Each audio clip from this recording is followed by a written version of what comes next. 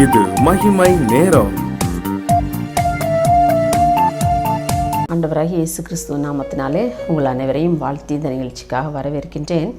இந்த வாரம் முழுவதுமாக கூட நாம் சிந்திக்க இருக்கிற தலைப்பு, ஆண்டவராகிய இயேசு கிறிஸ்து நமக்கு தம்மை எவ்வாறெல்லாம் வெளிப்படுத்துகிறார் என்று சொல்லி நம்ம ஒவ்வொரு நாளும் தியானிக்க இருக்கின்றோம்.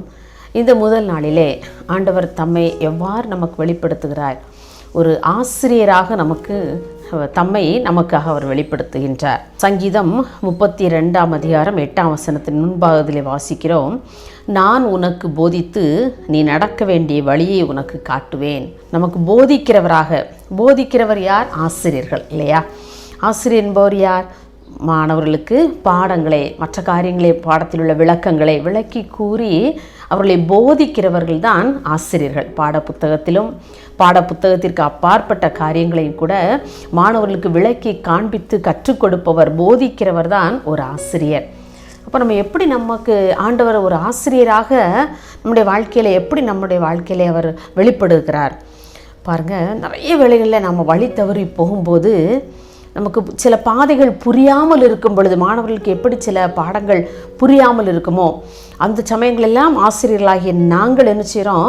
பிள்ளைகளுக்கு கற்றுக் கொடுக்குறோம் இல்லையா? அதை போல் நாம் நடக்க வேண்டிய பாதை வழி மாறி தவறி திரியும் போது, அல்லது நாம் போக வேண்டிய பாதை புரியாமல் திகைத்து நிற்கும் பொழுது அவர் நமக்கு நல்ல ஒரு போதகராக, ஒரு ஆசிரியராக இருந்து நம்முடைய வாழ்க்கையில் அவர் வழிநடத்துகின்றார். பள்ளியிலே மாணவர்கள் பாருங்கள், சில தவறான பாதைகளில், சில தவறான பழக்க வழக்கங்களுக்கு அல்லது தீய நண்பர்களோடு சேர்ந்து தவறான பாதையிலே செல்லும் பொழுது ஒரு நல்ல ஆசிரியர் என்பவர் என்ன செய்வார்? அந்த மாணவர்களை கூப்பிட்டு கண்டித்து உணர்த்துவார், அவர்களுக்கு நல்ல ஆலோசனைகளை கொடுப்பார், நல்ல போதனைகளை கொடுத்து அவர்களை நல்வழிப்படுத்துகின்றவர்கள் தான் ஆசிரியர்கள் பாருங்கள். அதே போல தான் ஆண்டவர் கூட அவருடைய மந்தையின் ஆடுகளாகிய நாம் சில வேளைகளிலே மனம் போல அலைந்து இந்த உலகத்தின் பின்னால் அல்லது உலகத்தினுடைய மனிதர்களின் பின்னால் நாம் அலைந்து திரியும் போது அவர் நம்மை நல்வழிப்படுத்துவதற்காக, அவருடைய பாதையிலே நம்மை வழிநடத்துவதற்காக அவர் நம்மோடு கூட சில வேளைகளிலே டைரக்டாக, நேரடியாக பேசுகிறார்.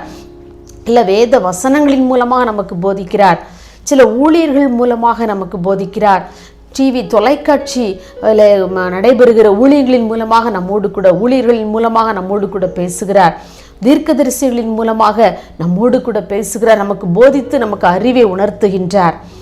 அப்படிப்பட்ட ஆண்டவர் நமக்கு இருக்கின்றார். அவர் ஒரு ஆசிரியராக தம்மை நமக்கு வெளிப்படுத்துகின்றவராக இருக்கின்றார். ஒருவேளை மாணவர்கள் பள்ளிக்கு சென்றால் மாத்திரம்தான் ஆசிரியருடைய போதனையை கேட்க முடியும் இல்லையா? ஆனால் இந்த ஆண்டவராக இயேசு கிறிஸ்து என்ற ஆசிரியர் எங்கே இருந்தாலும், நாம் நம்முடைய வீடுகளிலே இருந்தாலும் கூட நமக்கு போதிக்கிற ஒரு நல்ல ஆசிரியராக நமக்கு இருக்கின்றார். அதைத்தான் பாடலின் வரிகள் இவ்வாறு சொல்கிறது, என்னை என்றும் போதித்து நடத்துபவரே, கண்ணை வைத்து ஆலோசனை சொல்லுபவரே, நடக்கும் வழிதனை காட்டுபவரே, நம்பி வந்தோனை கிருபை சூழ்ந்து கொள்ளுதே. என்னை என்றும் போதித்து நடத்துகிறவர் யார்? நம்முடைய நல்ல ஆசிரியராம் இயேசு கிறிஸ்து மாத்திரமே.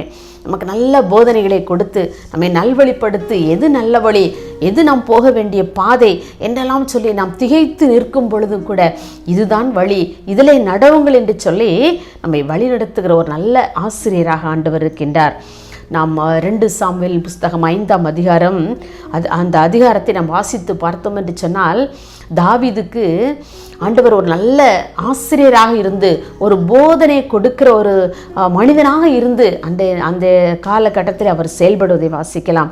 பாருங்க, அந்த பெலிஸ்தர்கள் எல்லாம் அந்த ரெப்பாயும் பள்ளத்தாக்கிலே இஸ்ரவேல் ஜனங்களுக்கு விரோதமாய் பாளையம் இறங்கி இருக்கும் பொழுது தாவீது ஆண்டவரிடத்தில் கேட்கிற, ஆண்டவரே, நான் எப்படி பெலிஸ்தருக்கு விரோதமாய் நான் எப்படி போகணும், எனக்கு பாதை காட்டுங்க, எனக்கு சொல்லித்தாங்க, எனக்கு ஆலோசனை சொல்லித்தாங்க என்று சொல்லி ஆண்டவருடைய சமூகத்தில் நிற்கும்போது ஆண்டவர் சொல்லுகிறார், நீ நேரடியாக போகாத, அந்த முசுக்குட்டை செடிக்கு பின்னால் ஒளிந்து கொள், அந்த செடியினுடைய நுனியிலே கேட்கிற சில வேளைகளில் காற்று வீசும் பொழுது அந்த செடியிலே, அந்த நுனியிலே, அந்த கிளைகளிலே பாருங்கள் மெல்லியா அமர்ந்த சத்தம் வெளியாகும்.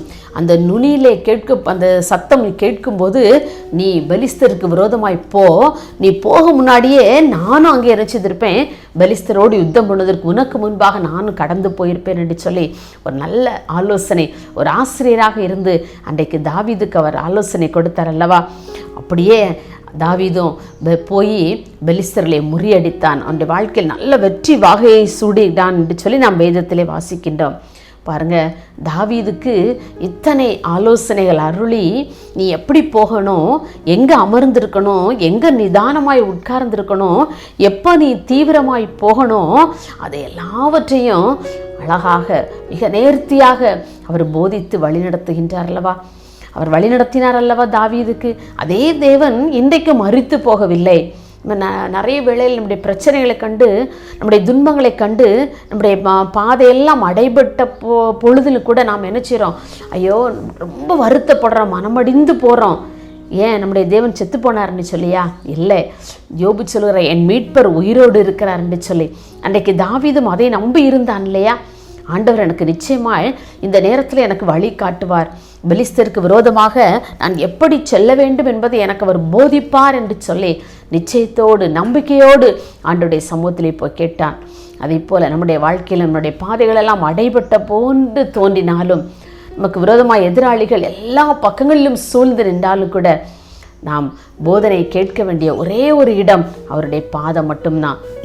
அவர் நமக்கு ஒரு நல்ல ஆசிரியராக இருந்து நம்மை வழிநடத்துகிற தேவனாக இருக்கின்றார். நாம் அவரை நம்முடைய வாழ்க்கையிலே அவர் நல்ல ஆசிரியராக நம்முடைய வாழ்க்கையிலே நாம் கொண்டு வாழ்வோம் என்று சொன்னால், அவர் மிக அருமையாக நமக்கு போதித்து மிக நேர்த்தியாய் நம்மை வழிநடத்த, நம்முடைய பாதைகளில் எல்லாம் நம்மை அவர் வழிநடத்துகிற தேவனாக இருக்கின்றார். இப்படிப்பட்ட தேவனை உங்களுடைய வாழ்க்கையிலே நீங்கள் ஆசிரியராக ஏற்றுக்கொள்வீர்கள் என்று சொன்னால், நல்ல போதனையாளர்களாக நீ ஏற்றுக்கொள்வீர்கள் என்று சொன்னால், அவர் நிச்சயமாக நமக்கு போதித்து நாம் நடக்க வேண்டிய பாதை என்று அவர் நமக்கு வாக்கு பண்ணியிருக்கிறார். நீ நடக்க வேண்டிய வழி நான் உனக்கு காட்டுவேன், உண்மையில் என் கண்ணை வைத்து உனக்கு ஆலோசனை சொல்லுவேன், நான் உனக்கு போதித்து நீ நடக்க வேண்டிய வழிகள் எல்லாவற்றையும் உனக்கு நான் காட்டுவேன், அந்த வழியில் உன்னை நடத்துவேன் என்று சொல்லி வாக்குத்தத்தம் பண்ணியிருக்கிறார் அல்லவா.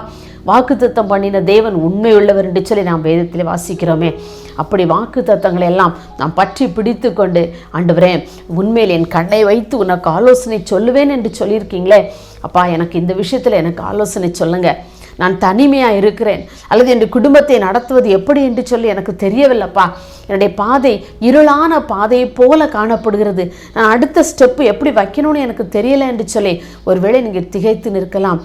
ஆம், ஆசிரியராகிய ஆண்டவரை நம்முடைய வாழ்க்கையிலே போதிக்கிறவராக நாம் ஏற்றுக்கொள்வோம் என்று சொன்னால், நம்முடைய வாழ்க்கையின் எல்லா பாதைகளிலும் அவர் நம்மை போதித்து நம்மை வழிநடத்துகிற தேவனாக இருக்கிறார். அவரை நம்முடைய வாழ்க்கையிலே ஆசிரியராக நாம் ஏற்றுக்கொள்வோமா? நாம் ஒரு நிமிடம் ஜெபிப்போம். மகா இரக்கமும் கிருபை நிறைந்த அன்புலே சாமி, இந்த அருமையான நல்ல காலை வேளைக்காக, இந்த முதலாம் நாளுக்காக உமக்கு நன்றி செலுத்துகிறோம்ப்பா. ஆண்டவரே, இந்த வாரம் முழுவதும் நாங்கள் எங்களுடைய வாழ்க்கையில் நீர் எங்களுக்கு எப்படியெல்லாம் உண்மை வெளிப்படுத்துகிற என்று சொல்லி தியானிக்க இருக்கிறோம். இந்த முதல் நாளிலே நீர் எங்களுக்கு நல்ல போதனையாளராக, ஒரு ஆசிரியராக எங்களுடைய வாழ்க்கையில் இருந்து எங்களுக்கு கற்றுத்தரப்போகிற எல்லா கிருபைகளுக்காக உண்மை ஸ்தோத்திரிக்கிறோம். என்னுடைய வாழ்க்கையில் நாங்கள் உண்மை ஏற்றுக்கொண்டு என்னுடைய பாதைகளில் எல்லாம் ஆண்டவரே நாங்கள் உண்மையே நினைத்து வாழ எங்களுக்கு வழிகாட்ட போகிறதற்காக உண்மை ஸ்தோத்திரிக்கிறோம். உமக்கு நன்றி செலுத்துகிறோம். அப்படியே இதை கேட்டுக்கொண்டு இருக்கிற ஒவ்வொருவருடைய வாழ்க்கையிலும் கர்த்தர் நீர் ஒரு ஆசிரியராக, ஒரு போதகனாக அவருடைய வாழ்க்கையில இருந்து அவர்களை வழிநடத்த போகிறதற்காக உண்மை ஸ்தோத்திரிக்கிறோம். அவர்களை வழி நடத்துங்க, பாதுகாத்து கொள்ளுங்க, வழி நடத்துங்க.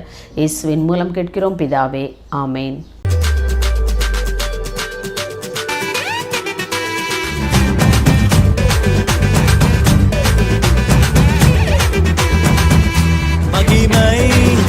மகிமை